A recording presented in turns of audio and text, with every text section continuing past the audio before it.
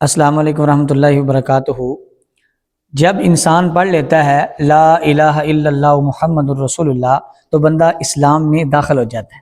اب جب اسلام میں داخل ہوا تو اب اسلام کی مرضی چلے گی، بندے کی اپنی مرضی نہیں چلے گی۔ اب انسان کے جسم پر اگر مرضی چلے گی یا اللہ کی چلے گی یا اس کے رسول صلی اللہ علیہ وسلم کی چلے گی۔ اللہ رب العالمین نے ہمیں بنایا ہے اور ہمارے جینے کا جو ڈھنگ ہے وہ ہمیں اللہ کے نبی صلی اللہ علیہ وسلم نے سکھایا ہے، یعنی اللہ کے نبی کی زبان سے نکلی ہوئے الفاظ ہمیں زندگی جینے کا جو ہے وہ طریقہ اور سلیقہ سکھاتے ہیں۔ اب آج 15ویں شعبان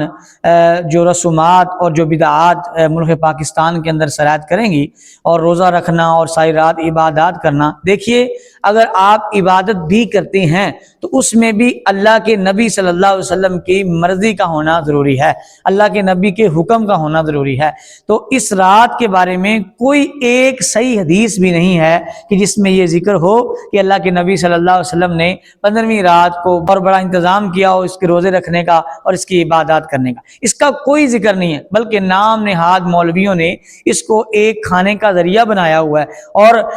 بڑی دکھ کی بات ہے کہ شام کو جناب پٹاخے اور جناب آتش بازیاں ہوتی ہیں اور یہ خوشی منائی جاتی ہے، حالانکہ یہ چیزیں اللہ کے رسول صلی اللہ علیہ وسلم کو، آمینہ کے لال کو، حسن حسین کے نانا جان کو، فاطمہ الزہرا کی ابا جان کو یہ چیزیں انتہائی ناپسند تھی، ناپسند کیا ان چیزوں کو۔ اللہ کے نبی صلی اللہ علیہ وسلم کو یہ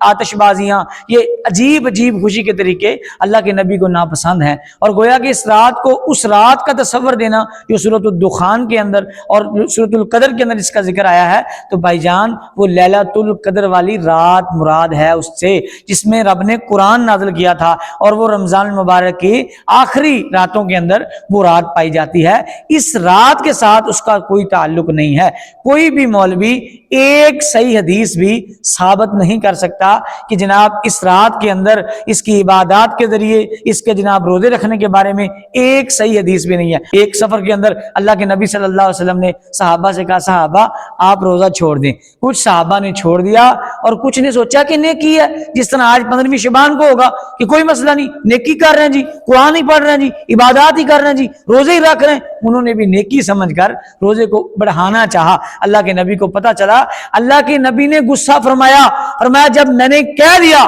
کہ چھوڑ دو تو چھوڑ دینا چاہیے۔ یعنی کہ اس مسئلے سے یہ بات سمجھ آتی ہے کہ جس بات کا اللہ کے نبی نے حکم نہیں دیا اس کو کرنا بدعت ہے، وہ نیکی ہو، وہ قرآن پڑھنا ہو، وہ روزہ رکھنا ہو، وہ رات کی عبادت کرنا ہو۔ تو میرے محترم عزیز ساتھیو، اس رات کا قرآن و حدیث سے کوئی تعلق نہیں ہے، اور یہ تصور بنانا کہ جن لوگوں نے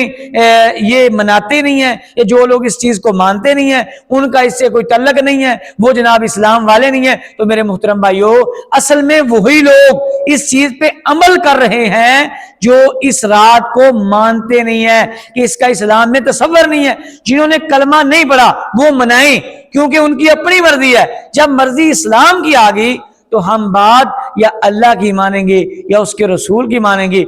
کہ اللہ کے نبی صلی اللہ علیہ وسلم نے اس رات کا اہتمام کیا ہو، اس رات کی عبادت کی ہو، اور اس رات کے لیے یہ جو آج پاکستان میں ہوگا یہ کیا ہو۔ اللہ رب العالمین عمل کرنے کی توفیق عطا فرمائے، ہمیں تمام ان بدعات سے محفوظ رکھے جن کا پر آمینہ کے لال محمد کریم صلی اللہ علیہ وسلم کی مہر نہیں ہے، اللہ کے نبی صلی اللہ علیہ وسلم نے جس کا حکم نہیں دیا، جس کے بارے میں فرمایا نہیں، اللہ تمام بدعات سے محفوظ